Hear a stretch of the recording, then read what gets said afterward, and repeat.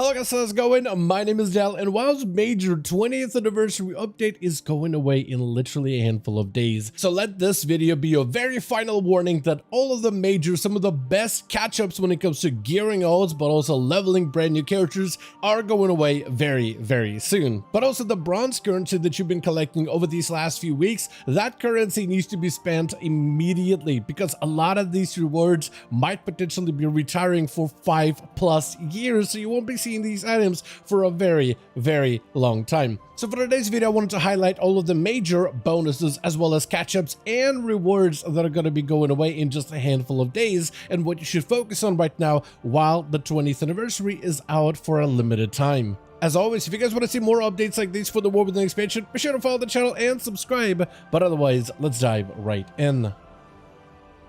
So one of the best bonuses that's available during the 20th anniversary update is the additional experience as well as reputation gains only during the anniversary event. And over the next few days, you're actually going to have a couple of these bonuses overlap and to give you maximum amount of experience. So if you're still trying to catch up on a couple of characters, now would be a pretty good time to use all these bonuses in order to do that final push for even more odds free to play at max level. You got the 20th anniversary bonus for 10% additional XP, plus the bronze dragonflight bonus, where you do need to complete a couple activities outside or all around the cavern grounds, but it's definitely worth because it provides you with additional EXP on top of it. So you're looking at 10% from the anniversary buff, 10% for the bronze dragonflight, so 20% baseline just for being part of the 20th anniversary event. And you can stack this together with all of the other bonuses to level up characters really easily. Now you can quest out in the open world, or you can just simply spam time walking dungeons, which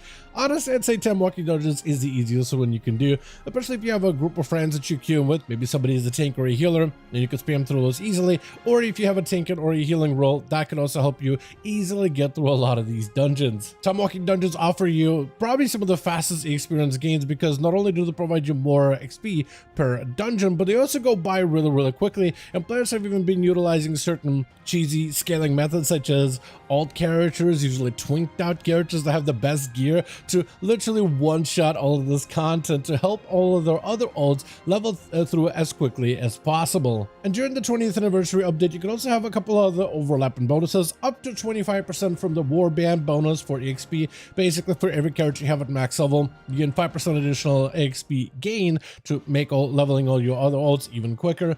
10% from the Darkmoon Fair that is currently available over these next few days, starting on Sunday on the 5th, and it'll be available during the 2 days or 3 days that are available during the anniversary update, depending if you're NA or EU. On top of it, you can also do things like the Draw to 10 Lance Potion, which is the BFA EXP potion that a lot of players use in order to help level all of their lower level alts as quickly as possible. So with all these bonuses, you're looking up to 65% bonus experience gained within just dungeons alone. Or if you choose to quest out in the open world using the war mode bonus, that's 10% on top of it for up to 75% more experience gained while questing through some of the starter, alliance, or horde zones. And if you're a horde character, you basically want to quest throughout the entirety of Silver Pine Forest as well as his Broad Foothills and maybe Gorgon, but it may not be that necessary for you to dive into the WoD version of Gorgon. But if you do miss some XP until level 70, that's the best place to dive into. As an alliance player, your leveling path is usually going to be a lot easier, starting off with Red Ridge Mountains, then heading into Duskwood and basically doing all these zones.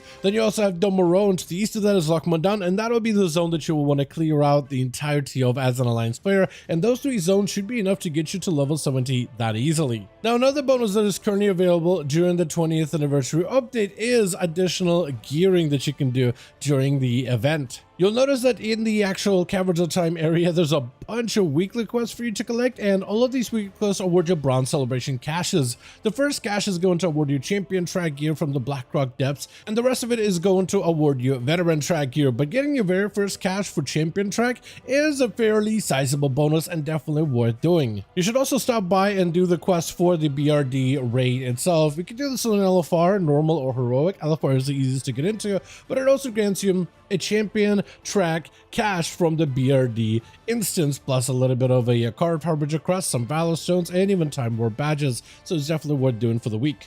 Outside of that, just running the Blackrock Depths, you could run it on LFR, normal or heroic. As you slay bosses and mini bosses in there, you get to earn coffer keys of various difficulties. Essentially, doing a full clear of the entire raid allows you to get 40 keys in order to be able to purchase a direct item from one of these vendors. Now, these raids are not necessarily a pushover like all the other time walking raids are, like for TBC, Wrath, and even Cataclysm expansions, so they don't scale your character down to their level. So having decent gear and knowledge of mechanics is so much more important in this BRD raid specifically. But I think the normal version, and especially the elephant version, at the bare minimum, is one of the easiest versions of the instance that you should be able to clear through fairly easily. Now, so far we got to cover all of the different catch-ups that are going to be going away very soon, but there's also rewards that are going to be going away as well. Recently, Blizz made a blue post telling everybody to try to spend all of your Bronze Celebration tokens as quickly as possible.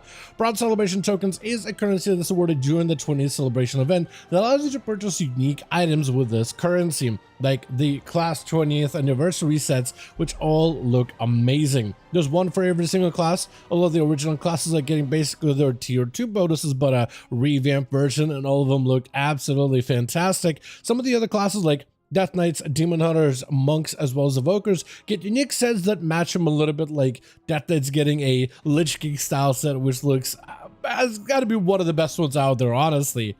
Probably looks even better than some of the other classic class sets that we have for the tier 2, at least in my opinion. All of the sets can be purchased from Treya, the armor vendor. The first set is going to be quite expensive, but the second set and third set after that, the first set is going to be a little bit expensive, costing 60 bronze badges. But after you unlock your first set, your second set is only going to cost you 40. And after you unlock in the second set, all the other sets will just cost you 20 bronze celebration badges, which is super easy to come by as of this moment. Another vendor you should check in is Reginald, because for me, it's not really going to show up too many rewards, but Reginald has all of the other legacy rewards from previous anniversary events. However, Reginald is not going to be sticking around for too much longer. In fact, if you talk to Reginald, if he's going to be back here next year, he says he won't be returning for about 5 years or so. And this vendor is confirmed won't be returning for plus 5 years until way down the line for some other anniversary update at some point in the future. So you might as well purchase all of the items on the vendor, which are not the most expensive. The mounts are going to cost you a little bit more than the pets, but definitely worth grabbing all of them up as quickly as possible before the event is gone.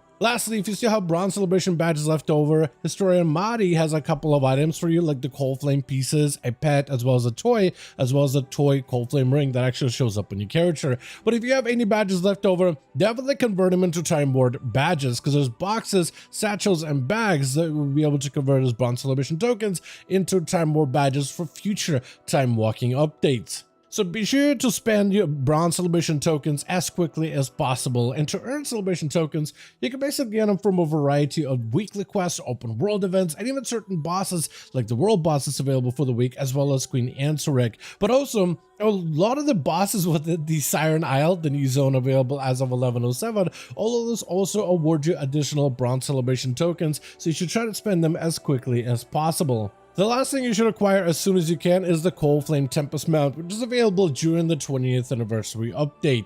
This is a unique mount that you earn through an achievement, not through purchasing. And the achievement you're looking for is a cool 20 years, where you have to complete basically all of the activities around the Caverns of Time anniversary grounds. And if you start on it right now, you can still unlock it. And that's something you should do at the very bare minimum during the 20th anniversary before it is gone. And this achievement is really easy. All of the achievements and all of the components are fairly straightforward, like killing all the new world bosses, old world bosses, doing the new cubable instance with Codex of Chromium, ride some balloons, play with some pets, participate in a mount-off, as well as a fashion challenge, and peanut gallery, which means just hanging around next to a Lore Walker show and participating in as many story events as possible. That one is probably going to take it the longest, but if you start on it right now, then you should be able to unlock this mount as well as the achievement fairly quickly.